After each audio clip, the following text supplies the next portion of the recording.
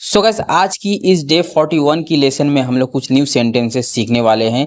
यहाँ पे सबसे पहले मैं आपको सेंटेंसेस बता दूंगा और उसके बाद स्ट्रक्चर भी बताऊंगा और सेंटेंस को कैसे ट्रांसलेट करना है वो भी इस वीडियो में आपको स्टेप बाय स्टेप बताऊंगा गाइस। तो वीडियो को आपको कंप्लीट वॉच करना है, स्किप नहीं करना है। और गाइस ये जो सेंटेंसेस मैं बताने वाला हूँ ये बहुत ही कॉमन सेंटेंस है, ये डेली यूज सेंटेंसेस है, इसे हम लोग अक्सर बोला करते हैं। तो चलिए सेंटेंसेस जान लेते हैं सबसे पहले कि सेंटेंस कौन कौन सा हम लोग सीखने वाले हैं। तो पहला सेंटेंस है अब तो खाना खा लो। अब तो खाना खा लो, या फिर ऐसे बोलते हैं हम लोग अब तो पढ़ाई कर लो।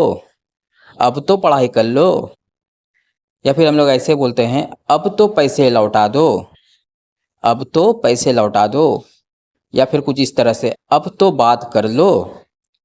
अब तो बात कर लो।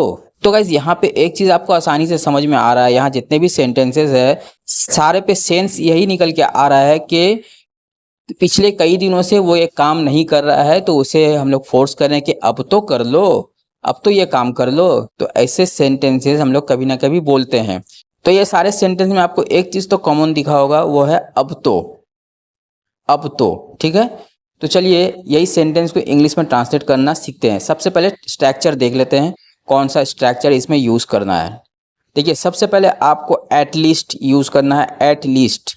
उसके बाद आपको वर्ब की फर्स्ट फॉर्म देना है, और ऑब्जेक्ट अगर रहा तो ऑब्जेक्ट देना है, और नहीं रहा तो कोई बात नहीं है, और रहा तो ऑब्जेक्ट देना है। उसके बाद एंड में आपको नाउ लगाना है, ठीक है। एंड में आपको नाउ लगाना है। एटलीस्ट प्लस वर्ब की फर्स्ट फॉर्म प्लस ऑब्जेक्ट रहा तो ठीक है, नहीं तो कोई बात नहीं, प्लस लास्ट में आपको नाउ की यूज करना है, ठीक है। नाउ आपको ऐड करना है, ओके। तो चलिए सेंटेंसेस बनाना सीख लेते हैं। तो आपको वीडियो को पूरा ध्यान से देखना है, स्किप नहीं करना। अगर आप स्किप करोगे तो सेंटेंस कैसे बन रहा है आपको समझ में नहीं आएगा, ठीक है गाइज। तो देखिए सबसे पहला सेंटेंस है अब तो खाना खा लो। अब तो खाना खा लो, इसे इंग्लिश में बोलने के लिए आपको यूज करना है सबसे पहले at least. At least eat food now. At least eat food now. देखिए स्ट्रक्चर के हिसाब से कैसे बनाया गया है, स्ट्रक्चर मैंने नीचे दे दिया, आप देख सकते हो।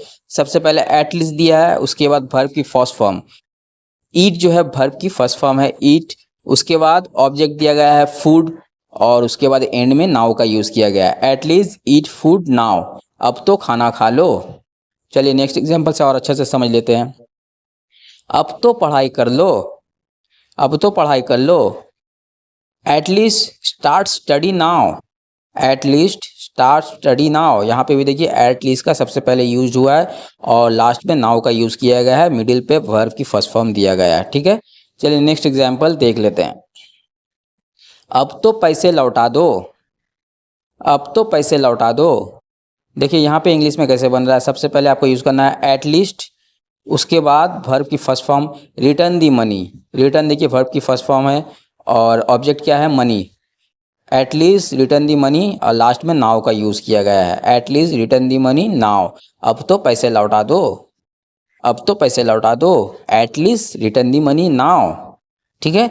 चलिए लास्ट एग्जाम्पल देख लेते हैं, और इसे देखने के बाद आपको पूरा क्लियर हो जाएगा कि एटलीस्ट को डालकर सेंटेंस को कैसे बनाना है, ठीक है। तो गाइस आपको क्या करना है, आपको मेरे कमेंट बॉक्स में सेम ऐसे ही सेंटेंस बनाकर देना है, ठीक है। मैं देखूंगा आप कैसे बना रहे हो, अब क्या सीखे हो मेरे इस वीडियो से, ठीक है। तो लास्ट वाला सेंटेंस देख लेते हैं। अब तो बात कर लो। अब तो बात कर लो, इसे इंग्लिश में कैसे बोला जाएगा, at least talk now. At least talk now.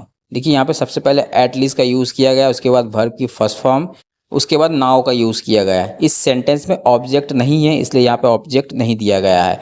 At least talk now, अब तो बात कर लो। एटलीस्ट टॉक नाउ, अब तो बात कर लो। यहाँ पे अगर बोला जाता कि ये बात कर लो, उसके बारे में बात कर लो, तो वहाँ पे ऑब्जेक्ट आ जाता, लेकिन यहाँ पे सिर्फ बोला गया है अब तो बात कर लो, इसलिए यहाँ पे ऑब्जेक्ट की कोई भूमिका नहीं है।